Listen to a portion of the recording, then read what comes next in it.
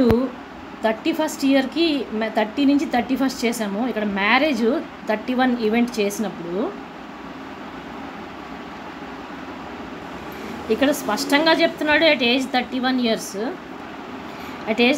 Years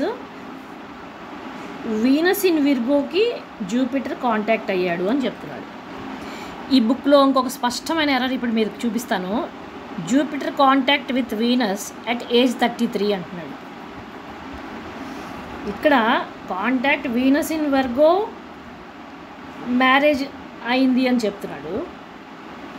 మళ్ళీ అదే point contradict చేస్తూ again Jupiter contact with Venus at 33 gives him a daughter అనే point contradict చేస్తుంది. యాక్చువల్గా 31కి మ్యారేజ్ అయింది వీనస్ని కాంటాక్ట్ అయ్యాక. 32-33 నెటల్ వీనస్ తాలూకా హౌస్ జూపిటర్ నుంచి 5th హౌస్ని ప్రోగ్రెసివ్ జూపిటర్ చూస్తున్నాడు. అండ్ ఆల్సో జూపిటర్కి 11th హౌస్లో పడ్డాడు which is ఫ్రక్టిఫికేషన్ of the Dzire. And ఇక్కడ వీనస్కి కూడా Venus is also 11th from progressive Jupiter. కానీ బిఎన్ఎన్లో ప్లానెట్ని టిప్ అవ్వకుండా ఈవెంట్ అనేది కనపడదు. కాబట్టి ఈధర్ 32లో అయినా డాటర్ పుట్టాలి ఆర్ 34లో అయినా మూన్ని టచ్ చేసినప్పుడైనా లేకపోతే మెర్క్యూరీని touch చేసినప్పుడైనా.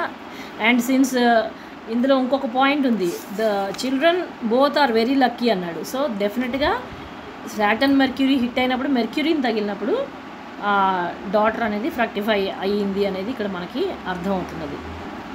Because exalted Mercury with Venus రాశి పరివర్తన జరిగింది కాబట్టి ఇక్కడ ఉన్నప్పుడు కూడా వీనస్ని హిట్ చేసినట్టు కిందే వస్తుంది 32nd ఇయర్. సో ఏజ్ 32 అయినా when progressive Jupiter hits natal Mercury event fructify అవ్వాలి. Or when the progressive Jupiter hits natal moon ఇక్కడ ఆ ఈవెంట్ జరిగి ఉండవచ్చు. ఇన్ని కరెక్షన్స్ ఎందుకు చెప్తున్నాను అంటే మనం we are going by a formula and the formula has to yield the result. And 32లో గర్ల్ చైల్డ్ బర్త్ అయితే 32, 33, 34, 35 వెన్ నెటల్ జూపిటర్ హిట్ అయినప్పుడైనా సరే బాయ్ చైల్డ్ అనేది బర్త్ ఇక్కడ మనం సిగ్నిఫై చేస్తుంది. 3rd రౌండ్లో జూపిటర్ 25 to 36 ఇయర్స్ ట్రావెల్ చేశాడు. ఇప్పుడు 4th రౌండ్కి వచ్చేసరికి 37 to 48 ఇది జూపిటర్ 4th రౌండ్. ఇప్పుడు మళ్ళీ చూడండి 42nd ఇయర్ మళ్ళీ ఈవెంట్ ఎలా టాలీ అవుతుందో చూడండి బుక్లో ఇచ్చిన మ్యాటర్కి. After Jupiter contacts Mars in Aries and Rahu in Gemini 41-42 he gets opposition from those in the highest position. How?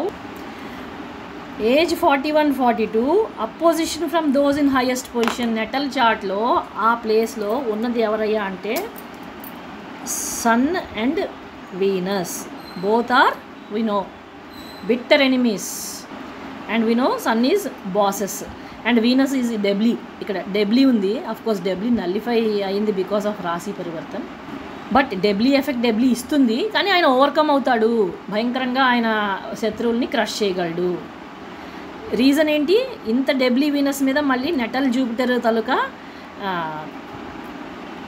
9th aspect ఉంది.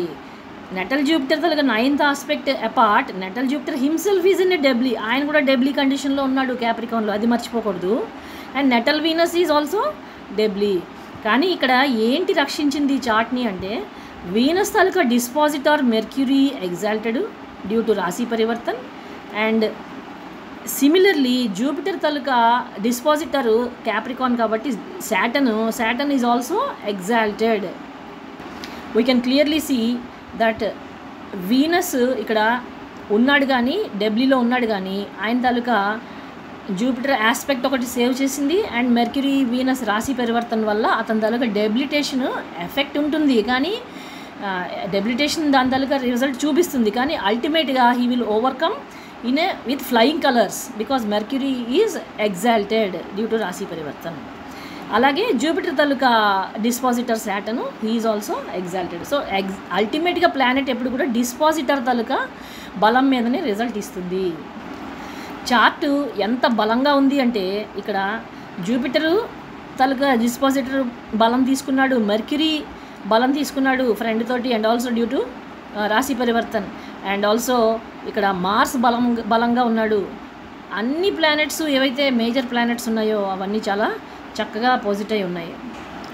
అండ్ ఇక్కడ మర్క్యూరీ సాటర్న్ ఇద్దరు కూడా అంటే education related, job related to foreign కూడా చూపిస్తోంది. రాహు ట్రైన్ ఆయన time వచ్చినప్పుడు ఆయన ఇచ్చేస్తాడు. అల్టిమేట్గా 41-42 gets opposition from those in highest position అనే ఒక పాయింట్ మీదని immediately Jupiter after transiting Aries and Gemini ఆయన మళ్ళీ నెక్స్ట్ బిగ్ ప్లానెట్స్ ఎక్కడ కలుస్తున్నాడు అంటే మళ్ళీ విర్గోలోనే కలుస్తున్నాడు. And there is opposition. ఇదంతా కూడా ఎక్కడ చూపిస్తోంది అంటే ఈ 41-42 అనేది ఇక్కడ చాలా క్లియర్ కట్గా మనకి టాలీ అవుతోంది. 42 నేను చెప్పాను కదా, మనం ఎండ్ది తీసుకోవాలి అని చెప్పాను కదా. వన్స్ అగైన్ ఆ సిగ్నిఫికేషన్ నేను ఎన్ని రకాలుగా దీన్ని టాలీ చేసి పదే పదే చదివి అన్ని రకాలుగా దాన్ని అంటే ఐ హ్యావ్ జీరోడ్ ఇన్ అని చెప్పాలి. అంటే అన్ని రకాలుగా దీన్ని అష్టదిగ్బంధం చేస్తే చార్ట్లోని మనకి ఇందులో ఇన్ని కరెక్షన్స్ ఉన్నాయి అనే విషయం చాలా తేటతలం అవుతుంది. అన్నీ కూడా ఏది ఉంది అది చదవడం కాకుండా మనం కూడా దాన్ని ఓపెన్ మైండ్ తోటి and also what we can do and how we can infer ముందు మనకి ఉన్న నాలెడ్జ్ తోటి మనకి ఆ కంజంక్షన్స్ ట్రైన్స్ పట్టుకొని మనం బెస్ట్ రిజల్ట్ అవుట్పుట్ ఎట్లా తీసుకొస్తాం అనేది చాలా ఇంపార్టెంట్. బిఎన్ఎన్లో ఇంకొక ఇంపార్టెంట్ పాయింట్ ఏంటంటే నెటల్ జూపిటర్ వచ్చి దీని మీదని పాస్ అయినప్పుడు ఆ సన్ అండ్ వీనస్ మీద నుంచి పాస్ అయ్యి శాటర్న్ ఎప్పుడైతే నెటన్ జూపిటర్ తగిలిందో ఆ శాటర్న్ ఎప్పుడైతే ట్రిగ్గర్ అయ్యాడో అక్కడ జాబ్ ఇచ్చాడు. ఆ జాబ్ కూడా మెర్క్యూరీ తాలూకా సన్ వీనస్ కనెక్షన్ వల్ల డ్యూ టు రాశి పరివర్తన్ మనకి గవర్నమెంట్ జాబ్ అనేది ఇక్కడ తగిలింది. And also Jupiter trine Sun కాబట్టి వీళ్ళిద్దరూ friends. And also Jupiter 9th aspect on Sun and Venus ఇవన్నీ కూడా చక్కగా పనిచేసాయి. అండ్ జాబ్ వచ్చిన తర్వాత కూడా అతనికి అప్రతిహతము చక్కగా స్మూత్గా వెళ్ళిపోయింది. మూన్ జూపిటర్ మీదకి వెళ్తుంది కాబట్టి అది exaltation house moon taluka and చూస్తున్నాడు కూడా, చూసారు కదా, Jupiter aspecting the exaltation house కాబట్టి ఆ భావం తాలూకా ఇంపాక్ట్ కూడా జూపిటర్ తీసుకుంటాడు, ఖచ్చితంగా తీసుకుంటాడు. ఆస్పెక్ట్స్ కూడా క్రిటికల్ రోల్ ప్లే చేస్తాయి. సో అతని తాలూకా లైఫ్ అంతా కూడా ఈ పీరియడ్ అంతా కూడా అప్రతిహతంగా జరిగింది. అప్రతిహతంగా ఈ రెండే మనకి ఇక్కడ న్యూసెన్స్ క్రియేటర్స్గా కనిపిస్తాయి. సో ఫైనల్గా ఇక్కడ ఇంకొక point, Jupiter conjoins Rahu in Gemini, he gets aspected by moon in Sagittarius, enabling the native to go on foreign travels. The very next house, Cancer, exaltation sign of Jupiter, and moon owns it. Therefore foreign travels continue until Jupiter crosses Leo, owned by sun. ఇదే point, moon ఏమో సాగిటేరియస్లో కూర్చున్నాడు, రాహు ఏమో ఈ Jupiter job వచ్చిన తర్వాత progress అవుతూ రాహుని ఎప్పుడైతే tip అవుతాడో అక్కడ ఆటోమేటిక్గా మూన్ ట్రిగ్గర్ అవుతుంది, travel and dislocation. So change అనేది మూన్ ఇస్తుంది. అతని తాలూకా జాబ్ ఓరియంటెడ్గా అతను బికాస్ ట్రైన్ మళ్ళీ job oriented education related travel abroad because again Jupiter is aspecting the exaltation sign, Moon తాలూకా ఎగ్జాల్టేషన్. సో ఎంతమంది ఎన్ని రకాలుగా అడ్డు చెప్పాలని చూసినా సరే ఇతనికి అప్రతిహతము, చార్ట్ ఈజ్ అప్రతిహతము. ఎనిమీస్ లేకపోలేదు, ఎనిమీస్ ఉన్నా సరే he need not care because అల్టిమేట్గా ఇతందే జయం. ఇప్పుడు మళ్ళీ మరొకసారి చూద్దాము. జూపిటర్ 4th రౌండ్కి వచ్చేసరికి 37 to 48 ఈ రౌండ్లోకి కదులుతాడు. At the age of 48 improving his status completes his until అన్నాడు. అంటే అక్కడ వరకు ఆయన తాలూకా గ్రాఫ్ పైకి వెళ్ళింది. మార్స్ తగలగానే వెంటనే డిప్ అనమాట. అండ్ ఫారెన్ నుంచి వచ్చిన తర్వాత లియో వరకు ఫారెన్లో ఉన్నాడు. అక్కడి నుంచి మళ్ళీ నేటివ్ ప్లేస్కి వచ్చిన తర్వాత అగైన్ అతనికి promotions, higher emoluments, increase in pay packets, అంటే కెరియర్ జూమ్డ్ అనమాట. అండ్ ఫైనలీ అతను 48th వరకు అంటిల్ 48th ఇయర్ అతని తాలూకా కెరియర్ అప్వర్డ్ చూసింది అని చెప్తున్నాడు. 48th ఇయర్ ఏమో మనకి ఇక్కడ చూసినట్లయితే అంటే మార్స్ ఆపరేట్ చేస్తుంది కదా పైసిస్ అండ్ ఏరిస్, ఇంకా ఇక్కడ నుంచి అతని సమస్యలు అనమాట.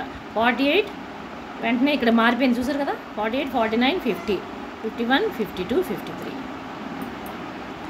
యాక్చువల్గా 5th రౌండ్ స్టార్ట్ అయింది 49, 50 ఏజ్ 49, 50లో రాహుని టిప్ చేశాడు. రాహుని టిప్ చేసినప్పుడు ఇక్కడ చూడండి ప్రోగ్రెస్ జూపిటర్కి ఇక్కడ రాహు ఏంటయ్యాడు, మారక స్థానంలో ఉన్నాడు, 2nd హౌస్లో ఉన్నాడు. అండ్ దేహ మార్స్ అతని తాలూకా నటల్ మార్స్ 12th హౌస్లో ఉన్నాడు. సో 5th రౌండ్లో transit on Rahu will cause death of the native అనేది కంక్లూడింగ్ రిమార్క్. మన ఫార్ములా ప్రకారం రాహు మీద ట్రాన్సిట్ ఈజ్ 49-50 ఏజ్. ఒక సీరియస్ పాయింట్ గుర్తుపెట్టుకోండి, నేటల్ జూపిటర్ నుంచి ప్రోగ్రెసివ్ జూపిటర్ ఇక్కడ పాజిటివ్ ఉన్నాడు. ప్రోగ్రెసివ్ జూపిటరు నెటల్ జూపిటర్కి 6th హౌస్కి వచ్చాడు. అండ్ ప్రోగ్రెసివ్ జూపిటర్ నుంచి నెటల్ జూపిటర్ 8, సో 6-8 పడిపోయింది ఇక్కడ. అందుకే ఎప్పుడు కూడా 6th ప్రోగ్రెషన్ ఆఫ్ జూపిటర్ ఎప్పుడు కూడా డేంజరస్. ఇక్కడ 6 కాదు 5th ప్రోగ్రెషన్ ఆఫ్ జూపిటర్ ఎప్పుడు కూడా పర్సన్కి డేంజరస్ బెల్ అనమాట. ఇది గండం పీరియడ్. ఇక్కడ పైగానేమో మార్స్ ఎంట్రీ ఇస్తాడు కదా, యుగపాలక చక్రాల ప్రకారం మార్స్ ఎంట్రీ ఇస్తాడు. ఆ మార్స్కి యుగపాలక చక్రం మార్స్కి ఈ మార్స్ 12th హౌస్లో ఉన్నాడు, రాహు ఏమో మారక స్థానంలో ఉన్నాడు. Very clear why death has happened. అలాగే ఆయుష్ కారకుడు శనికి కూడా నెటల్ శాటన్కి ఈ ప్రోగ్రెసివ్ జూపిటర్ ఏం చేశాడు, మళ్ళీ 6-8 ఇస్తాడు. అన్ని రకాలుగా 6-8 బలంగా ఆపరేట్ అయిపోతుంది. ఈ వీనస్ మనకి ఇక్కడికి వచ్చింది కదా రాశి పరివర్తన వల్ల, సో వీనస్ కూడా దీనిలో ఈ ఆపరేషన్లోని ఇన్వాల్వ్ అయిపోయాడు. So Venus, Saturn, Mercury, natal Jupiter, Mars 12, Rahu 2, సో అన్ని ప్లానెట్స్ కూడా దే హ్యావ్ మూకమ్మడిగా ప్లాట్ చేసి ఈ మేజర్ ఈవెంట్స్ ఎప్పుడైతే జరుగుతాయో లైఫ్లో, మేజర్ ఈవెంట్స్లో ఎప్పుడు కూడా అన్ని ప్లానెట్స్ తాలూకా ఇన్వాల్వ్మెంట్ మనకి 100% కనిపిస్తుంది. యాజ్ వీ నో ఈ సెకండ్ని ఆబ్వియస్గా నెటల్ మూను, నెటల్ కేతు యాస్పెక్ట్ చేస్తారు కదా ఇక్కడ నుంచి డైరెక్ట్గా. సో ఏ ఒక్క ప్లానెట్ కూడా కంఫర్టబుల్ స్టేట్లోని లేదు చార్ట్లోని. అందుకని ఫైనల్ కంక్లూజన్ అనేది వచ్చింది లైఫ్కి.